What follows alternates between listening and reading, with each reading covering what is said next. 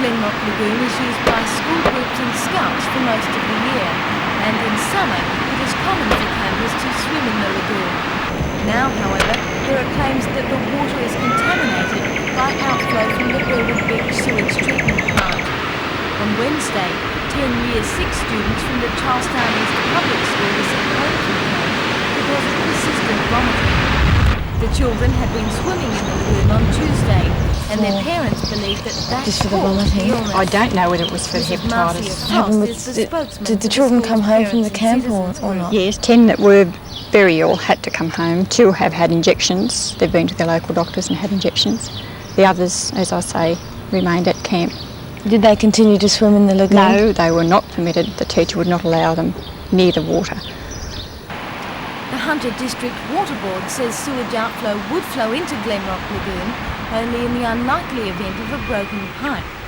The camp caretaker says Water Board officials test the water regularly and it has never been found to be polluted. He suggests that the sick children may have swallowed some of the lagoon water, which he says is unsuitable for drinking.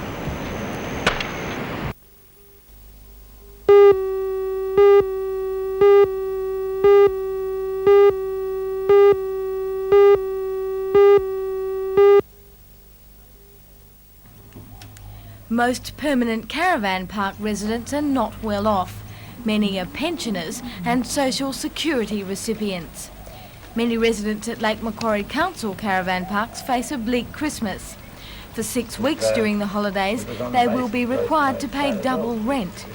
Most already live on a tight budget, and some say they simply cannot afford the peak season rates. 67-year-old pensioner Neil McKinnon is one of those people. He has been living at the Swansea Caravan Park for the past 5 months and normally pays $35.60 a fortnight. From December 18th, he will be expected to pay that amount each week for 6 weeks. I've no idea how many pensioners there are. But Mr. McKinnon is fighting the increase, which he says is unjust. My pension is $179.40 a fortnight, and that's the only income I have, you see. So if I have to pay the which will amount to $35 a week. It'd be impossible for me. That'd be $70, over $70 a fortnight. I just have to scratch by on what I've got.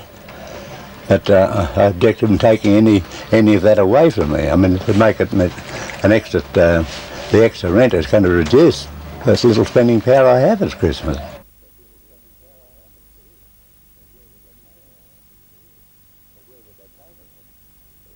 But where would they tow me to? See?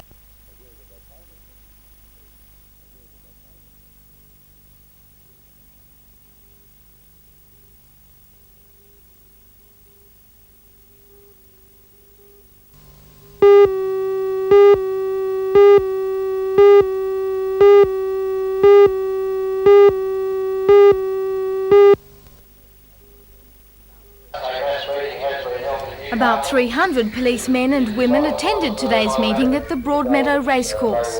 The mood was angry. Police Association executives and rank and file members alike fiercely attacked the government on several fronts. The meeting passed a vote of no confidence in the Premier Mr Rann and the Police Minister Mr Anderson. Similar votes were taken at meetings in Sydney, Wollongong, Grafton and Dubbo. Resolutions condemning the Rann government over its proposed police board and decision to abolish the police prosecuting branch were passed unanimously. Other motions criticised funding cutbacks and inadequate manning levels. The Newcastle meeting was conducted by the Junior Vice President of the Police Association, Mr Lloyd Taylor. We don't see that 2 civilians should override decisions of a Commissioner of Police. We don't see any need for it. The government haven't clearly spelled out why there is a need for it. The suggestion was it could help cure the alleged ills of corruption in the police force. We don't agree that they exist. We certainly don't agree that 2 civilians can overcome those problems.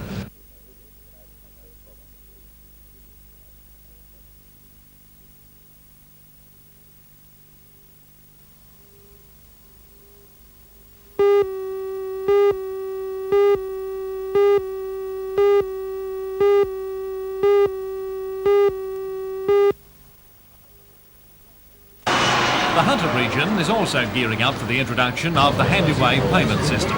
The area manager of Westpac, Mr Bob Daglish, says this will be the most concentrated Handyway area in the state outside the Sydney metropolitan area. Soon after April next year, some BP service stations and Woolworths stores will be adopting the method of direct debiting to a person's bank account. A person will also be able to withdraw money at these places. And the new plastic card will be interchangeable with the Handycard automatic telling system already in operation. In the Hunter, the exact locations have not been determined, or which of these retail outlets those people want themselves, but that will eventuate, and there will be over 150 outlets in New South Wales, excluding Sydney and the metropolitan area, of which the Hunter is bound to get a good share.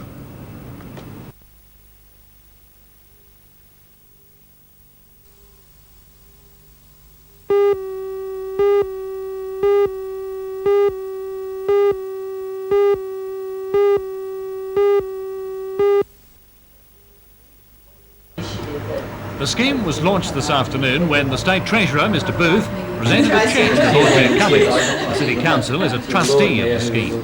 The $190,000 is for the first stage of a 3-year pilot program which will see the community tenancy scheme rent accommodation and then sublease it to low-income earners. As well, the scheme envisages obsolete properties being purchased and then refurbished. In all, it's hoped that 90 households a year will be catered for, including single people presently excluded from Housing Commission waiting lists. The committee is not going to make the same mistake as in Wollongong, where tenants were found first and then came a rush to find them dwellings. Organiser Ms Tracy O'Shea says she doesn't want prospective tenants to apply until at least February. We've learnt from other schemes who've already started that we should get the stock first and then put the tenants in afterwards, rather than have tenants waiting around and us trying to find stock for them. Well, is the stock, by that you mean houses and flats, are they going to be hard to come by? In the feasibility report, we have identified quite a lot of property that will be available: church stock, some government department stock, other private market housing that is available, and I don't think we'll have very much difficulty. I suppose the question really is, if the stock is there, why hasn't someone bought it privately? I think some of the stock has been in quite a rundown condition, and it hasn't been suitable for sale on the private market, and it's just really been sitting there. And some, in the case of church organisations, the stock's just been sitting there and they haven't had any need to use it.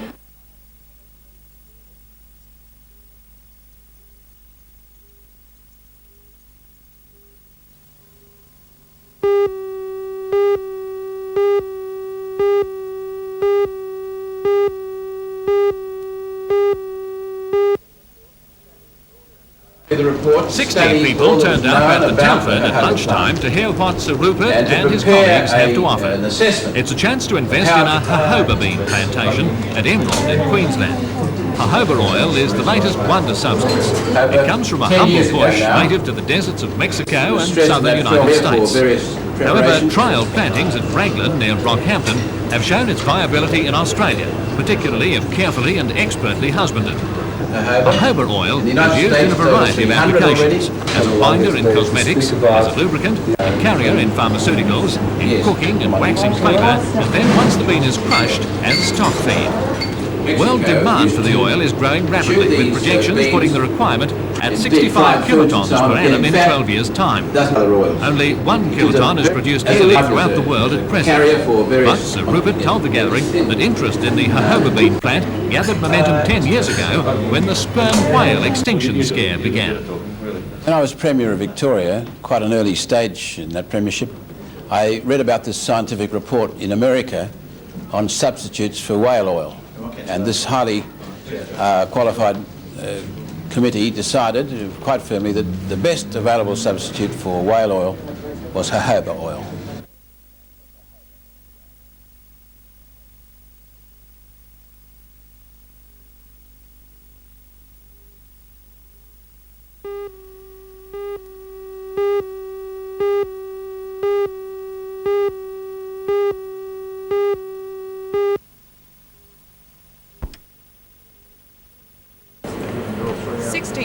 from Western Australia, Victoria and Queensland will be competing in the 24-Road Championships. 4 local wildcard entries have been included in the field for added interest. These boats have been sailing on Lake Macquarie in sprint races since the inception of the local series 3 years ago, and so should provide some intense competition for the interstaters. Each of the 32 heats has 3 starters, which in other events would mean days of competition. But because each race only lasts 10 minutes, organisers say it will be all over in 2 days. Commodore of the club, Mr Kevin Buxton, says sprint racing is very much a spectator sport. Several years ago, NBN and also Belmont Sailing Club thought of making it a real spectator sport and making a sprint race, so people could actually watch the sailing race without even binoculars, and the race only lasts a short distance, and probably inside 10 minutes the winner is known, and all the tactics and all the action and excitement can be seen from the shore, so it makes a big difference.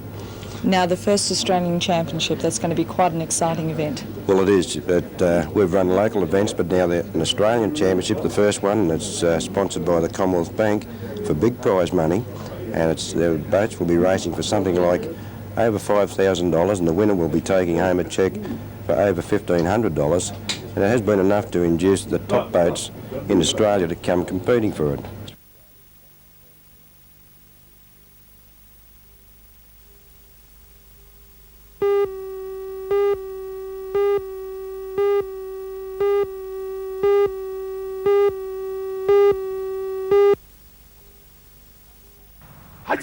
The Franks family has been practising Rembukan Karate Do for 3 years. All 5 are brown belts, but Mrs Vicky Franks and her son Jamien have been chosen to train with the leader of the worldwide Okinawa Goju Ryu karate movement in Japan.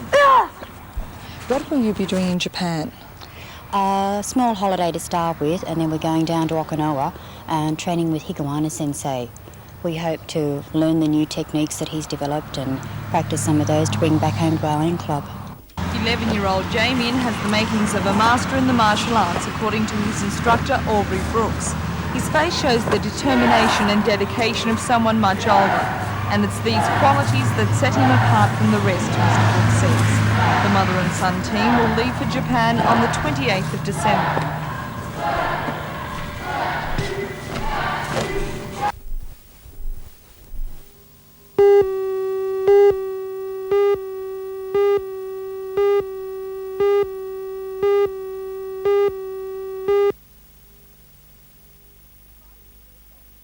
Despite the good result, Maitland City Council has also had to cut services back to the bone. It's adamant that there won't be any retrenchments, but it has reduced some services.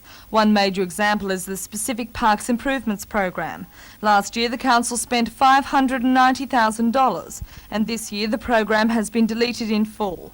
An 8% increase in garbage charges was approved by council last night, but the city's mayor, Alderman Ken Guy, says a 15% increase in the works budget has also been given the go-ahead. We understand that if we don't put this increase in this year, that we're going to fall a long way behind next year if we have any increase in costs.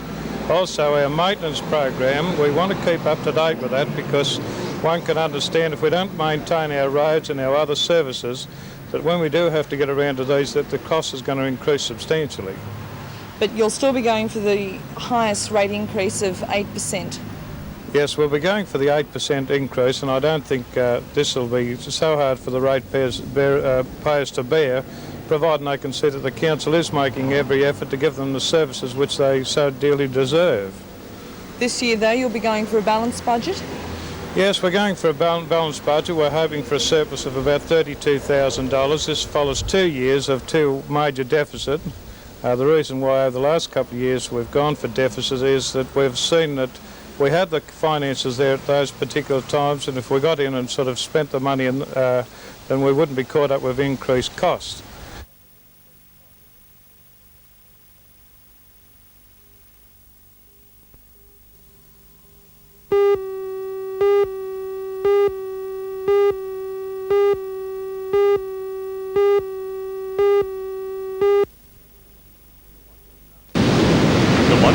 Washed up on the beach near the Stockton Surf Club just after 7 o'clock this morning. Glenn Sawyer, a 16-year-old schoolboy, was walking along the beach to find an early morning fishing spot. And I seen the body along the side, beach, went down, had a look. I came back up and got my friend, Scott Hunter, and we both went back down and called the school teacher over. And what was the man wearing? A pair of overalls, blue overalls, a pair of joggers and a pair of red socks. Police and council workers were called in to remove the body, which was badly decomposed. Mr. Poole's housemate, Dennis Cummings, drove down from Singleton today and identified the body. Mr. Poole disappeared a week ago while flying off Dudley Bluff. An air and sea search last week failed to find any trace of the man in that area. The 35-year-old pilot had been flying for the past 5 years and was described as very experienced.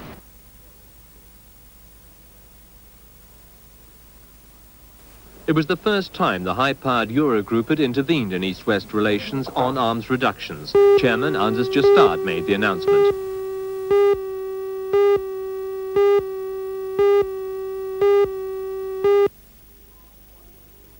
One would have been forgiven for thinking the celebrations had already begun today in Lake Macquarie Yacht Club. Wish you a Merry Christmas and a Happy New Year. In actual fact, the occasion was the Belmont Hospital outpatients Christmas party. The contrast just outside was a far less happy affair. Our town without its $4,000 mast. It snapped in 2 places last night during training for the big challenge against the world champion 18-footer Tia Maria this weekend. Series has been promoted as deciding the fastest monohull sailing boat in the world, but Fred Williams still thinks he's on a winner. Fred, the new mast won't arrive until Friday. Is this going to be a setback for your chances on the weekend? Oh, well, John, it will be a setback to a degree, but if we can't get the boat trimmed up and running in the first 2 heats, and we've got Sunday morning to really, if we see how we're going on the Saturday, and if we're not going too good, we can tune her up more on the Sunday morning, and we'll be there. That's what sailing's all about. Fred Williams is not conceding the first 2 heats to tune his boat up, is he? No. We're all ready to go. It's just a matter of making sure the mast goes back in the right spots and stepping it properly. It's a little bit of a problem, but it's not going to take any edge off it, I don't think.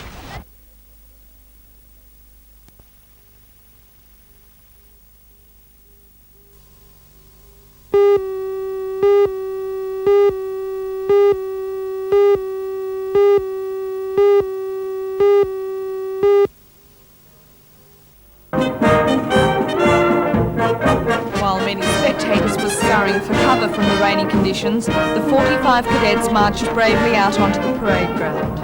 The occasion was a passing out parade for the 21-flight Newcastle Air Training Corps. To add to the excitement, a number of high-ranking officials were there to watch the cadets go through their paces.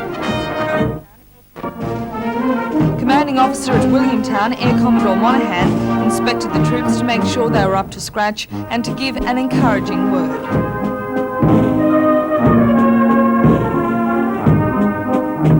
The Corps, which is made up of high school students from around the Newcastle area, meets once a week, and yesterday was the culmination of many months of hard work.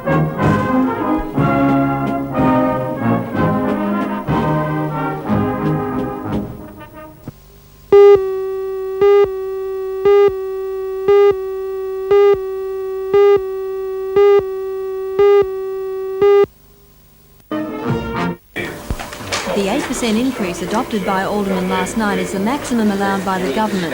The 1984 budget involves expenditure of $40 million and the council is looking at a deficit next year of just under $500,000. In a bid to reduce costs this year and peg rates, some services will suffer. The Mayor, Alderman Pasterfield, said last night that the council will not be able to maintain the rate of progress on a wide range of works projects, including roads, parks and community services. The council also took the unusual step last night of deciding not to pursue non-voters in this year's local government elections. This is because of the cost involved, $30,000, much more than the council can recoup in fines. The council's move may not please the Minister for Local Government, Mr Broughton, who wants local government elections placed in the hands of the State Electoral Office, which is expected to oversee future council elections. One of the main reasons for the move is that councils have consistently failed to follow up people who do not vote at local government elections.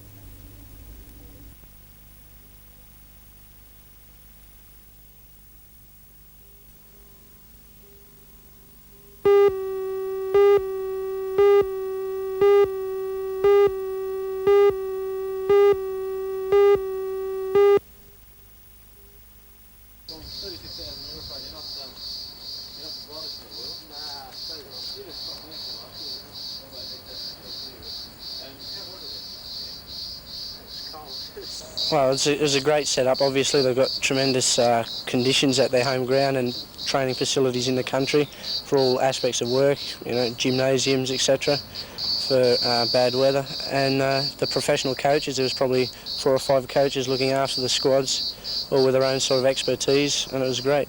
Will you be going back there? I really don't know. I think I'm too fond of the Australian lifestyle for my own good, really, but the football over there was good.